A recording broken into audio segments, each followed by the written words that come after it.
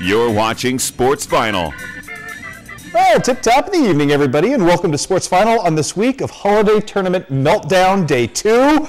Not a bad time to throw the new guy, Ross Green, into the deep end of the pool, buddy. Yeah, a bit of a baptism by fire, so to speak. We got highlights tonight from the MVIT, the Lady Tiger Classic in Beardstown, the Waverly Holiday Tournament, and a doubleheader over at Western Hall. But we start with Quincy Notre Dame trying to bounce back in Bloomington Normal. They did so tonight against Peoria Christian in this one, and it's Alex Fitch right off the bat with the early take, though Quincy Notre Dame was trailing in the early going of this game. In fact, they would trail by 4 at the end of the first quarter, despite the heroics there of Nick Dietrich and the heroics here of Alex Fitch with the pretty finish at the end. Look at the defense, though, Peoria Christian plays at the end of the first quarter. Mr. Noble Peters is blocked and blocked nicely, and this, my friends, is probably the niftiest buzzer beater we saw today, as Peoria Christian, again, builds that 4-point lead at the end of one, but that was the end of the run for Peoria Christian on this day. Quincy Notre Dame would have its vengeance in a major way. Mr. Alex Fitch about to get up, to get down, throwing down the vicious slam dunk for Mr. Fitch, and that would set Quincy Notre Dame afire the rest of the day. More to come from the Raiders, more defense this time from Mr. Fitch, the swipe away, and he's going to find Sam Douglas with the blind pass. The Raiders blow out Peoria Christian in the second quarter, and from that point forward, they win today by 10, 60-50. Up next for Quincy Notre Dame, a showdown with Taylor Ridge Rockridge, who looked really good today against El Paso Gridley. Got a chance to watch some of that game as I got over to Bloomington Normal a little bit early today. Rockridge wins by 20. That game scheduled for the Shirk Center, QD and Rockridge tomorrow night at 9 o'clock. Ross, first day of the MVIT.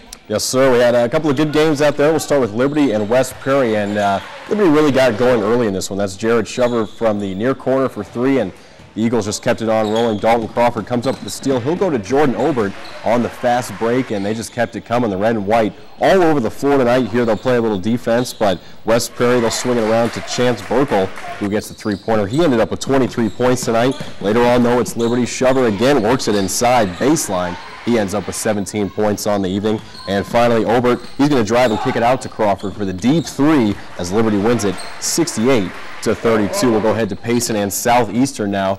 Later on in the MVIT, Dylan Epley is going to feed Aaron Edwards, who drives the lane for 2. This game pretty close in the beginning, but separated there towards the end. That's Cody Hildebrand open in the corner for 3.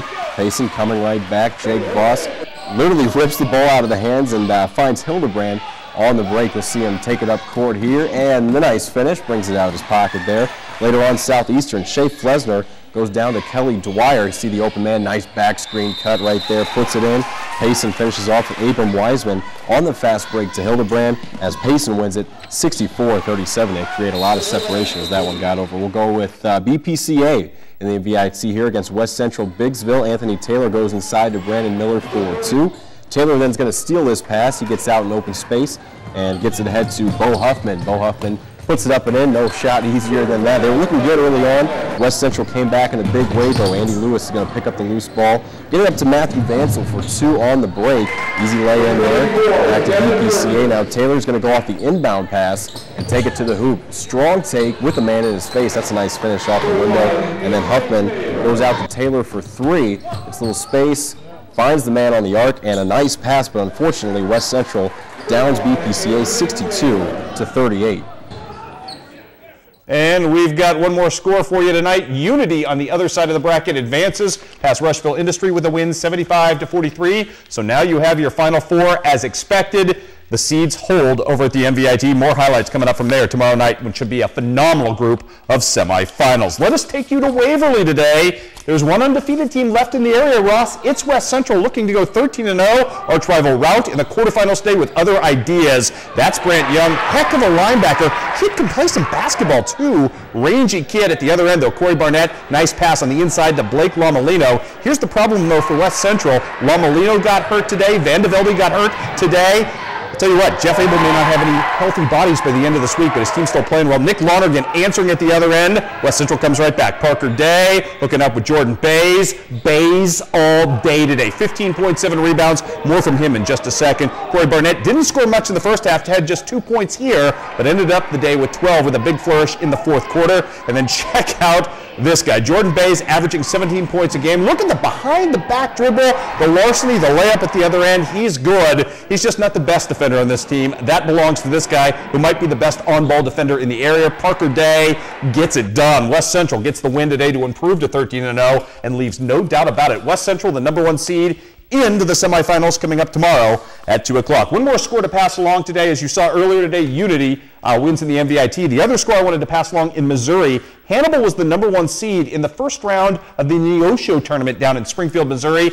Ugly doings for the Pirates, who just never could seem to wake up today, couldn't get any consistent offense together. They lose to Monet by the final count in this one of 63-54. Lady Tiger Classic, Ross. We'll go ahead and pick it up with Havana and Pittsfield. This one pretty good early on. That was Emily Eagle, the senior forward, with the steal and the drive. Havana would go on to win this one 62-54 as they progress in the tournament. We'll go ahead and turn to West Central and Illini Bluffs. This one down to the wire as Bluffs would take it 66-53 there in one of the nightcaps over in Beardstown.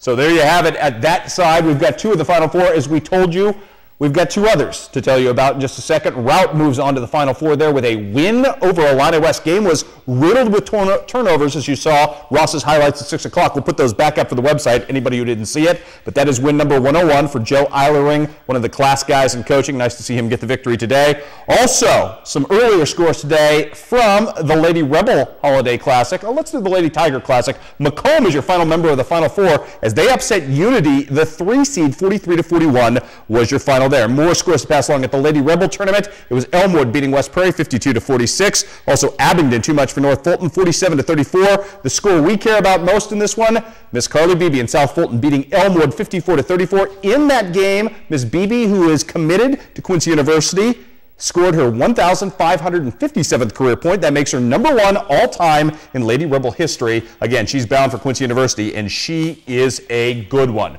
More to come now. We've got another score to pass along today in girls action. Camp Point Central, no match for El Paso Gridley on the girls' side. Low-scoring affair. Erin Flessner with 11 of Central's 23 points on the day. More for you tonight. Western Illinois at home hosting Division III Eureka. And the Leathernecks got off to a bit of a slow start against a hot shooting team, but it would turn around quickly in this one.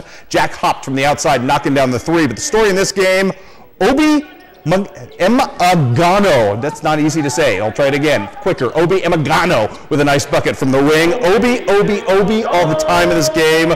More for you as Mr. Emagano is going to break free with the steal here and the pretty finger roll at the other end as he gets the kiss off glass.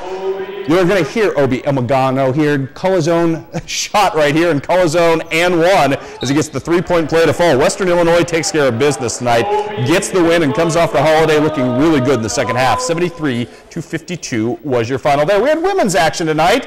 It's like old home week. Dan Chapla, former Culver Stockton coach. Seth Minter, other former Culver Stockton coach. J.G. Gravina there, Quincy University coach. Like I said, old home week. Though to no avail to save William Woods tonight, Valencia Kelly had herself a really nice night for the Leathernecks. You see her with the take there. Then it's Brittany Demery with a nice take right here on the inside. Western Illinois would warm up and de-ice gradually as the process unfolded tonight. Again, Valencia Kelly finishing up very, very well today with a couple of nice buckets here down the stretch. Western Illinois is going to claim victory in this one. Final score in this one was 73-52 over Dan Chapla's William Woods squad. Also want to pass along a personal note. Our congratulations to Quincy Notre Dame wrestling coach Ken Manziel, who picked up his 250th career victory today as that Red Hot Raider wrestling team stole 3 victories today. Wrestling very well are the Raiders. Also, my thanks tonight to all the fine folks at the Macomb Western Holiday Tournament. I was the keynote speaker tonight, Ross, at the big banquet tonight. Had a good time, talked to a lot of great kids. That action starts tomorrow as we get even busier. Yeah, today was a nice test for me, I should say, but looking forward to more basketball tomorrow. But that was easy. We're done. Yeah, we can do that. Bad. We're going to add Macomb tomorrow. We're going to add Collinsville, where you're headed to go watch your alma mater, the Blue Devils. Yep. They open up play tomorrow against Decatur MacArthur, so we'll have those highlights for you at 10 because it's a late starting game. I'm going to be up in Macomb all day, then over to the MVIT. We'll also have highlights for you from the Beardstown Lady Tiger Classic semifinals tomorrow. All of it coming your way right here on an extended 10 p.m. sportscast. Thanks for joining us, everybody. Have yourselves a great night. 3 more days of this high school basketball fun. You up for it, big guy? I think so. I'll come back tomorrow. Thank God for that. We'll get it done. We'll see you then, everybody.